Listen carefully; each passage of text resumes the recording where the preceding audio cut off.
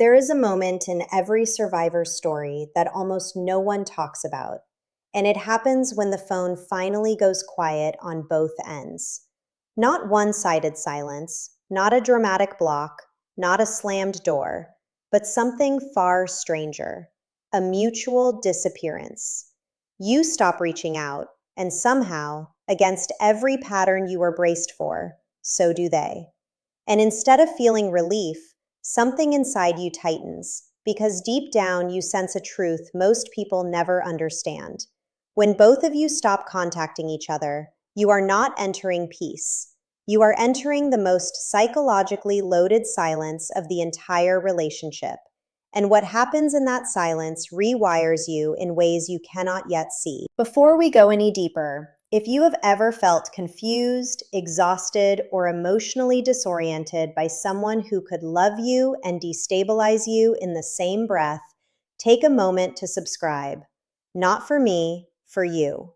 This channel exists to help you understand what was done to your nervous system, your identity, and your sense of reality, so you can stop questioning yourself and finally start reclaiming the parts of you that got quiet during the relationship. Every video is another layer of clarity you did not have access to while you were inside the fog. Now let's talk about what mutual silence actually is, because most people misread it entirely. On the surface, it looks like closure. Two adults walking away, moving on with dignity. But psychologically, mutual silence between a survivor and a narcissistic individual is almost never symmetrical. You are grieving. They are strategizing. You are trying to survive the absence. They are measuring it. What looks like the same behavior from the outside is being generated by two completely different internal worlds. And until you understand that asymmetry, you will keep interpreting their silence through your own emotional lens, which is precisely where survivors get pulled back in. The first thing to grasp is why a narcissistic partner may suddenly stop reaching out, sometimes even before you do. It rarely means they have healed, matured, or moved on in any meaningful way. More often, it means one of three quiet things is happening. They may have secured a new source of validation and are temporarily saturated. They may be punishing you with absence, expecting you to break first. Or they may be watching from a psychological distance, waiting to see how long you can hold your ground before curiosity, loneliness, or self-doubt pulls you back.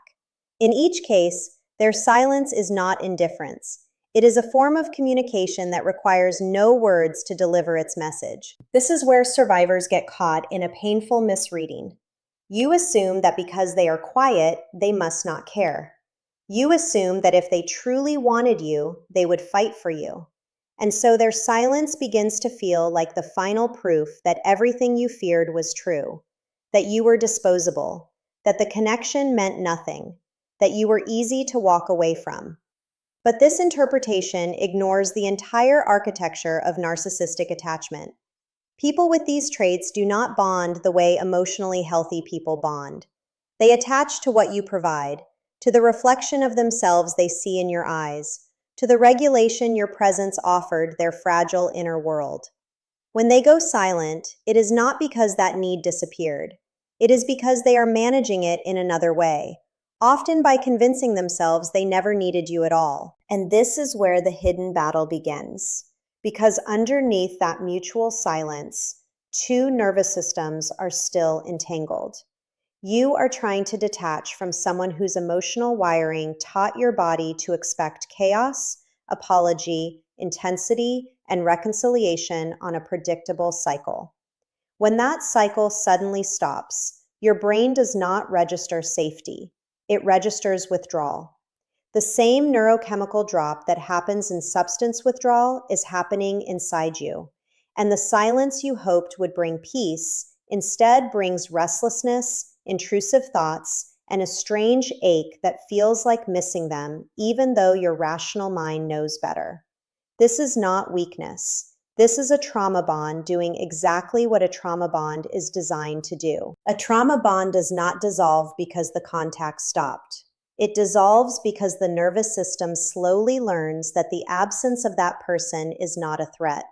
And that learning takes time, sometimes far longer than survivors expect, which is why extended silence often feels worse before it feels better. You may find yourself replaying old conversations, softening the memory of what actually happened, wondering if you were too harsh, too sensitive, too reactive. This softening is not truth surfacing. It is your attachment system trying to negotiate its way back to a familiar source of regulation, even a harmful one. Meanwhile, on the other side of that silence, something very different is unfolding. Narcissistic individuals regulate their sense of self through external validation, what many clinicians refer to as narcissistic supply. This supply is not just attention. It is the constant confirmation that they matter, that they are admired, feared, desired, needed, or thought about. When you go silent and stay silent, you are not just removing yourself from their life, you are removing a mirror, and a mirror is exactly what their inner world cannot survive without for long. So while you are pacing through the ache of missing them, they are pacing through something else entirely. The unbearable experience of not knowing what you think of them anymore. Uncertainty is one of the most destabilizing experiences for someone with strong narcissistic traits, and mutual silence creates the purest form of it. When you argued, they had data. When you cried, they had control. When you explained yourself, they had material to twist. But when you simply are not there, they have nothing. No reaction to interpret, no emotion to weaponize, no reassurance to extract. They are left alone with a version of themselves they normally use other people to escape from. And that internal exposure, even if they would never admit it, is one of the most intolerable experiences their psyche can face. This is why the calm you may sense from them during mutual silence is so often misleading. On the outside, they may appear unbothered, perhaps even thriving on social media, perhaps deeply invested in someone new, perhaps completely quiet as if you never existed. But performance is not proof. People who need to be seen as fine are not the same as people who actually are. The very effort they invest in appearing unaffected is itself evidence of how affected they are. Someone genuinely at peace does not need to demonstrate it. Someone genuinely indifferent does not need to construct indifference. And here is where survivors often stumble, because we tend to measure our healing against their apparent recovery. We see their curated calm and assume we are behind, broken, still stuck, while they have moved on. But you are not comparing equivalent processes. You are comparing grief to image management. You are comparing a human being metabolizing real loss to a defense system suppressing an ego injury. These are not the same, and mistaking one for the other will make you feel like the failure in a dynamic where you are actually the only one doing the honest emotional work. If this is landing somewhere real inside you, if you are beginning to recognize your own experience in these patterns, stay with me and subscribe. Not because this is entertainment, but because understanding these dynamics is genuinely part of how the nervous system heals. The more clearly you can name what happened, the less power it has to repeat itself, in this relationship or the next one.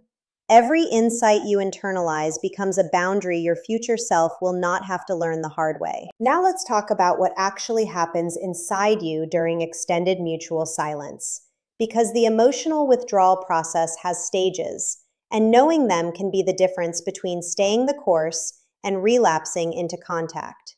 In the earliest phase, there is often a strange, unstable relief. You feel lighter, then heavier, then lighter again. Your body has not yet adjusted to the absence of the stress hormones the relationship kept elevated, so calm itself feels foreign, almost suspicious. Many survivors describe this phase as feeling like something is wrong precisely because nothing is wrong. Then comes the ache. This is where the softened memories start to appear, where you find yourself missing not the person as they actually were, but the person you hoped they might one day become. This is a critical distinction because the grief of a narcissistic relationship is rarely grief for what you had. It is grief for what you were promised, what you glimpsed in the good moments, what you told yourself was the real them beneath the harm. Letting go of that hope is often more painful than letting go of the person. And this is the stage where many survivors reach out, not because they want the reality back, but because they cannot bear to fully release the fantasy. If you survive that stage without breaking contact, something remarkable begins to happen. The fog lifts. Details you could not access while you were inside the relationship begin to return with startling clarity. You remember the way certain conversations left you dizzy. You recognize patterns you excused at the time.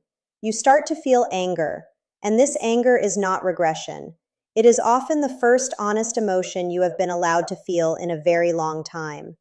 Anger, when it arrives after a narcissistic relationship, is frequently the sound of your identity coming back online. But there is a subtle danger in this phase, and it is worth naming. Healing is not the same as suppression. Some survivors, in their determination to move on, mistake emotional numbness for progress. They stop thinking about the person, but only because they have shut down the part of themselves that felt anything at all. This is not freedom. This is a nervous system that has decided feeling is too dangerous. True healing is not the absence of emotion. It is the return of full emotional range without being destabilized by it. If you notice yourself becoming flat, disconnected, or unable to feel joy as well as sorrow, that is not the finish line.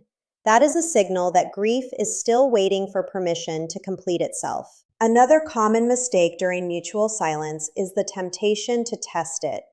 Survivors sometimes reach out under the guise of closure, practical matters, or checking in, telling themselves it is not really breaking no contact. But any contact that reopens the emotional channel restarts the neurochemical cycle you have been working so hard to complete. The nervous system does not distinguish between a heartfelt message and a logistical one. It only registers that the connection is active again and the withdrawal clock resets. This is not about being rigid. It is about respecting how your own biology actually works. Perhaps the most important shift that happens during genuine mutual silence is the redistribution of power. In the relationship, power was concentrated in whoever cared less, reacted less, needed less, or could tolerate distance